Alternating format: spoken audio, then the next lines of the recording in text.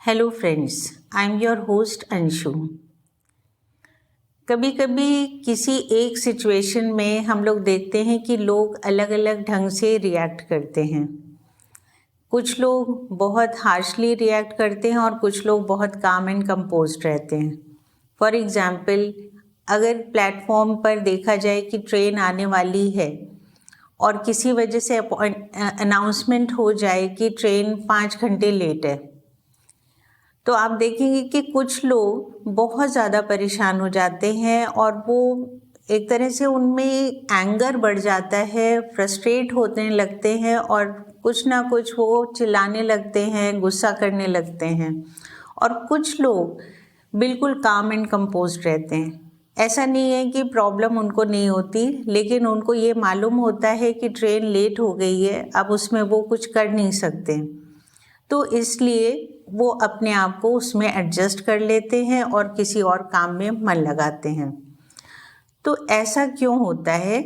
क्योंकि कुछ लोगों में अपनी स्ट्रेसफुल चैलेंजिंग सिचुएशन को कोप अप करना आता है।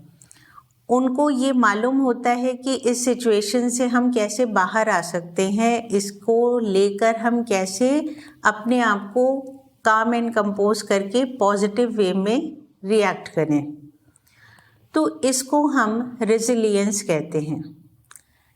चैलेंजिंग और स्ट्रेसफुल कंडीशन में अपने आप को उस सिचुएशन से बाहर लाना, ये जो एबिलिटी है, इसी को रेजिलियंस कहते हैं। और हम लोग डे टू डे लाइफ में इसको देखते रहते हैं। बहुत सारे ऐसे एग्जाम्पल्स भी हम लोग देखते हैं जिन्होंने चैलेंजिंग सिचुएशन में अपने आप को रेजिलियंट रखते हुए उस चैलेंजिंग सिचुएशन में अपॉर्चुनिटी ढूंढी और अपने आप को सक्सेसफुल बनाया। जैसे कि ऐसे बहुत लोग हैं, हम लोग मैरी कॉम का नाम सुनते हैं। उनके साथ भी चैलेंजिंग सिचुएशंस थी, सोसाइटी का प्रेशर था, फाइनेंशियली भी उनके साथ सपोर्ट नहीं था। और बॉक्सिंग जैसी फील्ड में एक लेडी का आना बहुत मुश्किल होता है, लेकिन उन्होंने जो उस चैलेंजेस को किस तरह से अपनाया, उन्होंने उन सिचुएशंस को, उन चैलेंजेस को कैसे फेस किया और वो कहाँ तक पहुँच गए, ये सबके सामने है। हम लोग अमिताभ बच्चन को जानते हैं। वो एक समय में वो टॉप की पोजीशन पे थे और फिर उनका डाउनफॉल हुआ। उस समय उनके पास एक ऑफ़र आया टेलीविज़न से। वो एक ऐसा समय था जब लोग टेलीविज़न में इतने बड़े लोग जाना नहीं चाहते थे, लेकिन उन्होंने उसको अपॉर्चुनिटी के रूप में देखा और उन्होंने डिसाइड किया कि ये शो उनको करना है। और उन्होंने पूरे ऑप्टिमिस्टिक एंड पॉजिटिव वे में उसको किया।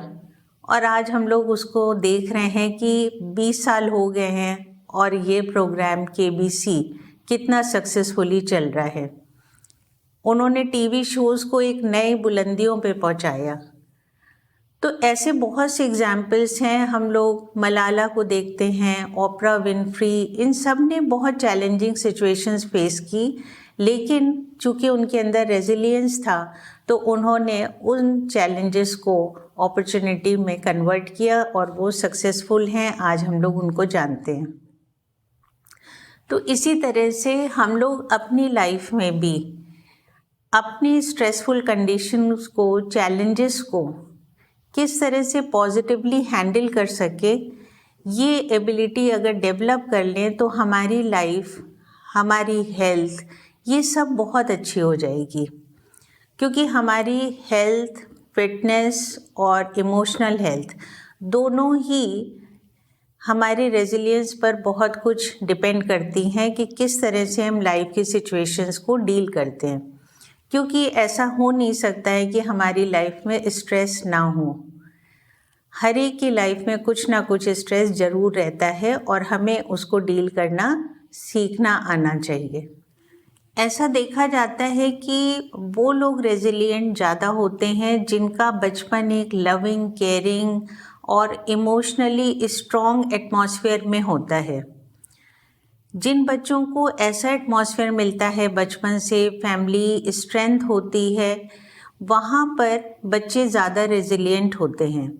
और जिन घरों में पेरेंट्स में आपस में अच्छे रिलेशन नहीं होते, घर का एटमॉस्फेयर किसी वजह से अच्छा नहीं होता, या वो सोसाइटी जैसी वो जहाँ पर वो जाते हैं उस जगह वो ज़्यादा ऐसे लोगों से मिल रहे हैं जहाँ पर लड़ाई झगड़े ज़्यादा होते हैं, लोग एक दूसरे का ध्यान नहीं रखते हैं, तो वो बच्चे रेजिलिएंट नहीं बन पाते हैं। तो इसका भी बहुत मैटर करता है कि आप किस एटमॉस्फेयर में पले बड़े हैं, तो आप लाइफ लॉन्ग कैसे बिहेव करेंगे।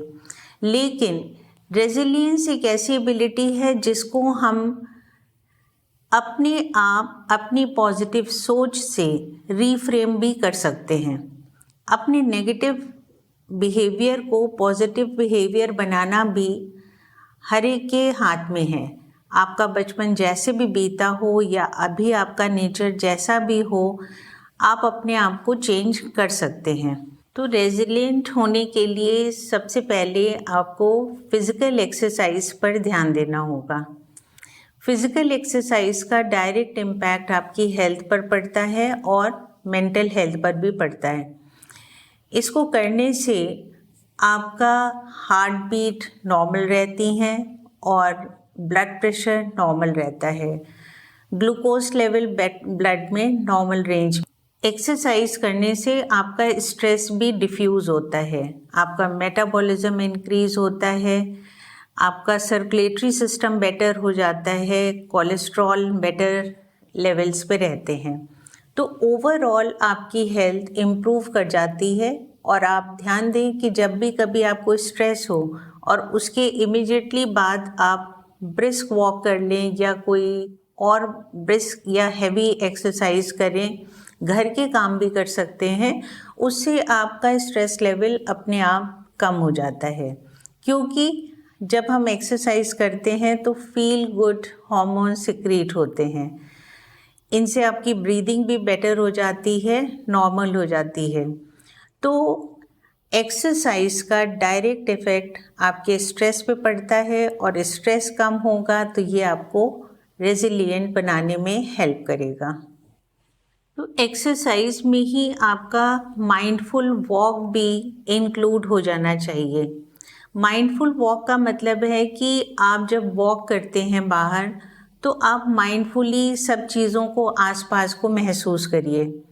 अगर आप कहीं पार्क में जा रहे हैं या बाहर कहीं जा रहे हैं तो आप आसपास देखिए, अपनी ब्रीदिंग पर ध्यान दीजिए, बर्ड्स को देखिए, उन स्मेल को देखिए, क्या साउंड है उनको देखिए। इन सब को करने से आप देखेंगे कि आपका फोकस चेंज होने लगा है। आप ज़्यादा अपने आप के बारे में सोचते हैं, अपने आप पर फोकस करते हैं और आपको आसपास के होने का भी अंदाज़ा होता है। तो आप जहाँ हैं वहीं पर उन चीज़ों पर अपना ध्यान फोकस करें और अपनी ब्रीदिंग पर फोकस करें। ब्रीदिंग का रिदम ठीक होना बहुत इम्पॉर्टेंट है, आपको रेजिलिएंट बनाने में बहुत हेल्प करेगा। सेकेंड इम्पॉर्टेंट पार्ट है आपको रेजिलिएंट बनाने में, वो है डाइट का। आपको अपनी डाइट पर ज़रूर ध्यान देना चाहिए, क्योंकि जब आप स्ट्रेस में होते हैं तो या तो आप कम खाते हैं या फिर आप ज़्यादा खाने लगते हैं। दोनों का ही असर गलत पड़ता है। जब लोग ज़्यादा खाते हैं तो धीरे धीरे शुगरी फूड्स ज़्यादा खाते हैं और उससे उनका वेट गेन होता है, जिससे धीरे धीरे उनके अंदर नेगेटिव फीलिंग भी बढ़ती जाती है और उनको अपना स्ट्रेस मैनेजमेंट में और ज़्यादा प्रॉब्लम होती है। तो इसलिए हमेशा माइंडफुल ईटिंग करिए। जो खा रहे हैं वो देखिए कि आप क्या खा रहे हैं, उसमें कितनी कैलोरीज हैं, कितने न्यूट्रिएंट्स हैं। अच्छा हो कि एक बैलेंस डाइट हो जिसमें आपके सारे फूड के आइटम्स होने चाहिए, जिसमें कार्बोहाइड्रेट, प्रोटीन्स, फैट्स में भी आपको कितना फ़ैट लेना है, विटामिन्स होने चाहिए, एंटीऑक्सीडेंट्स होने चाहिए। तो अगर आप माइंडफुल डाइट करेंगे तो उससे आप पर बहुत अच्छा इम्पैक्ट पड़ेगा। आप देखेंगे कि आपका स्ट्रेस लेवल भी कम हो रहा है और आपकी हेल्थ भी इम्प्रूव हो रही है। तो डाइट पर ज़रूर ध्यान दें।